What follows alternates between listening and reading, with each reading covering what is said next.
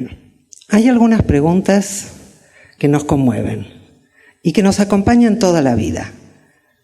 Una de las mías es esta: ¿qué vemos cuando vemos? Y también, ¿qué ven los demás? Y cómo ponernos de acuerdo. Y por supuesto, ¿quién decide? El tema de la percepción me apasionó siempre. Tal vez esto fue uno de los comienzos, un momento que yo le pedí permiso a mi papá para ir a un campamento, ya me estaba diciendo que sí, y se enteró que había carpas mixtas. Un desastre. Él debe haber visto algo así. No sé qué ven ustedes, yo veo una pareja en una situación íntima. ¿Ustedes también? Pero yo era una chica de 13 años y como la mayoría de los chicos veía delfines. ¿Ustedes? ¿Los ven los delfines? Algunos sí, otros no. Así empiezan las peleas. Pero también así empieza la maravilla. La oportunidad de ver desde distintos puntos de vista, de conocer el mundo de muchas maneras diferentes, porque siempre las hay. Porque nuestra percepción y nuestro conocimiento no es algo que se nos da naturalmente como un reflejo de lo que hay, aunque nos educaron en eso, sino como un encuentro con el mundo. Y el contexto es fundamental para darnos cuenta de cómo percibimos. Por eso les voy a invitar a compartir este otro experimento de Adelson. Este experimento tiene dos marcadas baldosas, una dice A y otra dice B. En estas baldosas yo las veo muy distintas, muchísimo más clara la B que la A. ¿Ustedes? También, ¿no? Bueno, las páginas de ilusiones ópticas, los libros técnicos al respecto, todos dicen que parecen distintas, pero que son iguales. Y para convencernos agregan un argumento visual, que es el siguiente. Vamos a ir cambiando el contexto. Fíjense lo que pasa. Un poco más, ya empieza a cambiar, ¿no?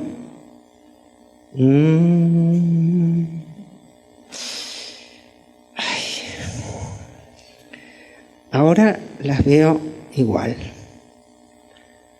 Pero, ¿por qué me dice que parecían distintas pero son iguales? Antes las veía distintas, ahora las veo igual. Lo único que cambió es mi percepción. Yo no tuve un acceso a una realidad aparte de la percepción. Algunos dirán, bueno, el que hizo el experimento sabe qué pigmento usó y usó el mismo. Pero resulta que el pigmento no tiene un color en sí. El color es algo que se forma en un ser que puede percibir, una persona, un animal, en un contexto donde hay una luz. De noche, todos los gatos son pardos. Si no se encandilan, todos son blancos. Sea el que fuere el pigmento que haya ahí, porque los pigmentos solos no producen nada. Nuestra experiencia del mundo como seres perceptivos es muy compleja. Además del contexto, de la experiencia, de la imaginación, como le pasó a mi papá, de cómo nos entrenaron. Los médicos ven algunas cosas en las ecografías que yo de casualidad no veo. En la primera ecografía, debo decirlo, lo único que pude darme cuenta fueron de las costillas de mi hija. El resto no entendía nada. Y ellos lo pueden percibir. Y es que percibir es una actividad que depende mucho también de la historia y de lo que esperamos ver. Ahora los voy a invitar a hacer otro experimento donde el lugar crucial va a ser la atención. Así que les pido, como las maestritas de escuela, por favor, presten atención. Vamos a ver un video. Hay dos equipos, uno con camiseta blanca y otro con camiseta negra. Se están pasando la pelota entre sí, hay dos pelotas y ustedes tienen que contar los pases de pelota del equipo blanco. Nada más que los pases de pelota del equipo blanco. ¿Están listos? Ya.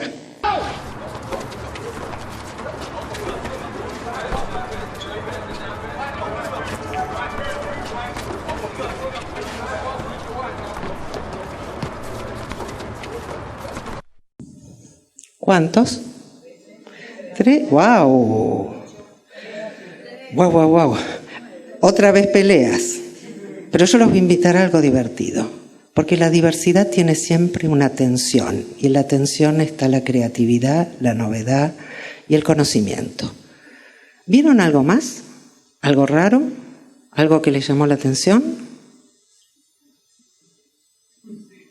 Sí, por ahí atrás hay alguien que vio tal vez un animal grandote del tamaño del gorila o un oso, un bicho enorme que pasó, se quedó en el medio, bailó. ¿No lo vieron? Vamos a verlo.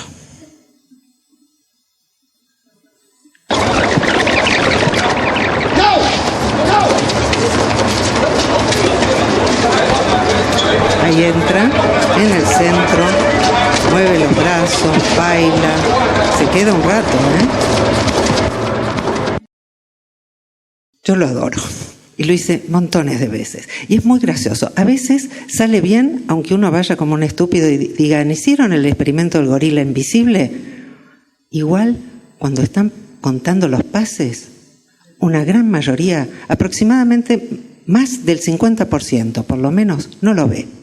Y lo que es más divertido todavía, hicieron una investigación, Simon y Chabris, que fueron los que crearon una versión de este experimento, y preguntaron a la gente si creería que vería un gorila o no contando los pases. Y dijeron, claro que sí, el 75% de la gente cree que deberíamos verlo. Y sin embargo, muchos no lo vimos. Los investigadores dicen que esto se debe a un fallo que llaman ceguera atencional. Es decir, que la atención nos deja ciegos. A mí me sorprendió todavía más la interpretación que el experimento. ¿A alguien se le ocurrió alguna vez que una piedra es ciega porque no puede ver? Nunca diríamos eso. ¿Por qué tendríamos que ver nosotros algo cuando estamos prestando atención a otra cosa? La verdad es que en nuestra cultura llevamos ya siglos de sospechar de los sentidos, ¿no? Ya Aristóteles, Platón sospechaban de ellos. Y en la actualidad los neurocientíficos sospechan del cerebro y dicen que nos engaña. Es muy común que cuando nuestras expectativas fallan, salgamos a buscar el culpable. Los científicos no son ninguna clase de excepción a esta regla y salen como en las películas Cherchez la femme, ¿no? Como en el policial, hay que ir a buscar el culpable. Rara vez se cuestionan si las expectativas eran adecuadas, si realmente nuestra visión nos muestra lo que hay, o si lo que falla es la teoría de la visión. A la percepción no le falla nada. Nosotros hablamos, por ejemplo, de ilusiones ópticas. ¿Ustedes vieron algún anteojo ilusionar? Sería rarísimo, ¿no? Cuando dicen que el cerebro nos engaña, ¿a qué yo estaría engañando mi cerebro? Y me pregunto también, ¿el cerebro es un órgano que tiene intenciones propias, separadas, independientes? Yo creo que no. Creo que hay otra forma de pensar esto, y esta otra forma tiene que ver con estos recorridos de mi vida que me llevaron de la bioquímica a la filosofía, de la filosofía a los temas de redes, del trabajo sobre la percepción a la epistemología, que es la teoría del conocimiento, y allí me di cuenta que desde muy antiguo hay una teoría que no es nada intuitiva, como dicen los autores del gorila. Este es el culpable que eligieron ellos, la intuición que nos engaña, sino que hemos sido educados en ella. Esta teoría empezó a existir en el Renacimiento. Antes del Renacimiento no había nadie a quien se le ocurriera ver para creer. No era un argumento, no era algo que la gente se planteara. Recién en el Renacimiento aparecen cosas como esa caja que ustedes ven que se llama cámara oscura y que permite formar una imagen interna del David, que está allí, lo elegí porque es renacentista. Más tarde vino la fotografía, pero en el medio, para que ustedes se den cuenta de la dificultad que tuvo nuestra cultura para aceptar esto, existió Galileo. Seguro que en la escuela le contaron lo que les costó a Galileo que alguien mirara por el famoso telescopio. Y un par de siglos después vino Leeuwenhoek, al que nadie le creía cuando miraba por el microscopio y encontraba una cantidad enorme de microbios en lo que se creía que era agua pura. Así que desde el siglo XVI, XVII hasta el siglo XIX, esto de ver para creer tuvo muchas dificultades. Inclusive Comte, que fue uno de los fundadores del positivismo, dijo que el microscopio era un aparato maquiavélico y no se podía confiar en él. Pero una vez que se aceptó, ya en el siglo XIX, cuando ya nadie más discutió, se olvidó que alguna vez nadie había creído en ello y se convirtió en el cristal con el que miramos el mundo. Hoy los investigadores están desarrollando nuevos experimentos que no encajan bien con la idea de que vemos la realidad. Todos aceptan que no vemos la realidad. Lo increíble es que siguen creyendo en la realidad, es decir, en una realidad externa, independiente, que nació precisamente en ese momento, en esta idea de separación entre el que conoce y aquello que conoce, en eso que hoy llamamos teoría de la objetividad. La objetividad es precisamente eso, creer que el conocimiento es un reflejo en la mente o en el cerebro, depende del gusto del consumidor, de una realidad externa e independiente. Lo que nosotros estuvimos haciendo en los experimentos es darnos cuenta que lo que percibimos no es un reflejo del mundo, sino que depende de nuestra actividad, de nuestra forma de ser afectados, de nuestra historia, de la gente con la que estamos trabajando. El conocimiento no es objetivo, pero tampoco subjetivo. Una de las dificultades enormes para dejar de pensar en la objetividad o para cuestionarla siquiera, tiene que ver que nuestra cultura solo concibe dos cosas, o es objetivo o es subjetivo. Pero los que vieron al gorila, ¿qué son? ¿Objetivos o subjetivos? ¿Y los otros? ¿A quién ponemos en cada grupo?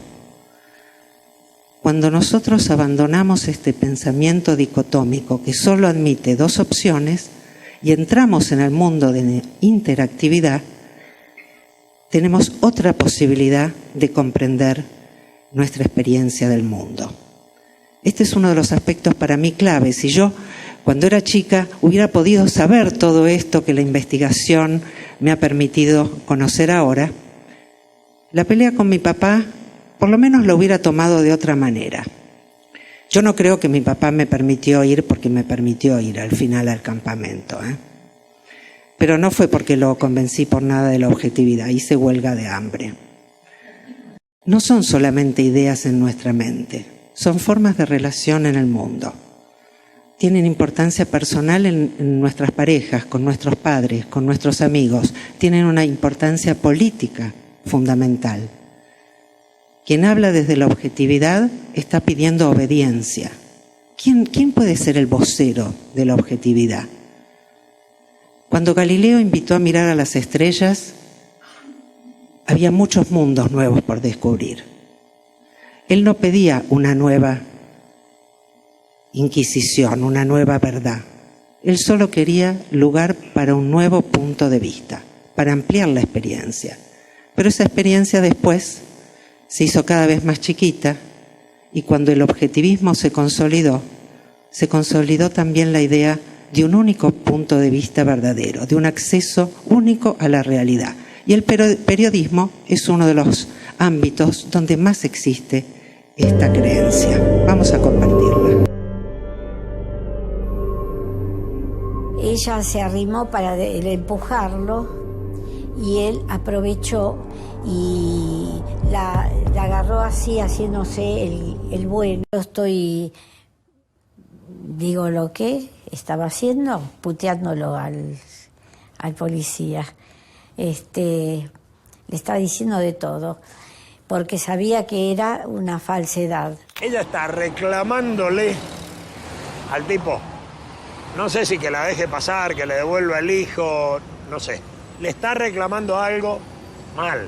Y en un momento dado, ella le golpea el pecho al policía. En ese momento en que ella le pega, él creo que se da cuenta que no tiene ninguna manera de frenarla. Que la única manera de pararla es o le da un cachetazo o la abraza. Es muy importante la foto de Jorge Sánchez porque muestra justamente otro gesto, es la misma situación en otro gesto de mucha tensión, donde la madre está gritándole y el policía la mira con un gesto muy desagradable.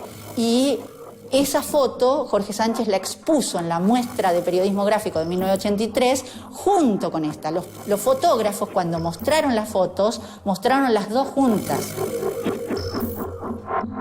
Se abre la exposición la primera noche, el primer día, y al segundo día van a la exposición y la foto de Sánchez no está. Elegí muy a propósito este documental de Canal Encuentro, Fotos, Relatos de un País, en particular este que habla de la Marcha por la Vida, y los invito a verlo porque es fantástico, porque esta foto no es falsa, no es una foto trucada. Para la idea de ver para creer tuvo mucha importancia también la imprenta, la idea de una copia fiel de un original. Ahí empieza a formarse esta idea. Pero en la era de la interactividad, creer que existen copias fieles, cuando señoras de 80 parecen de 15, gracias al Photoshop, y el Photoshop puede ser manejado por cualquiera de nosotros, resulta bastante más difícil. Y no es que yo crea que la objetividad era posible antes o que había fidelidad antes, no soy tan ingeniero.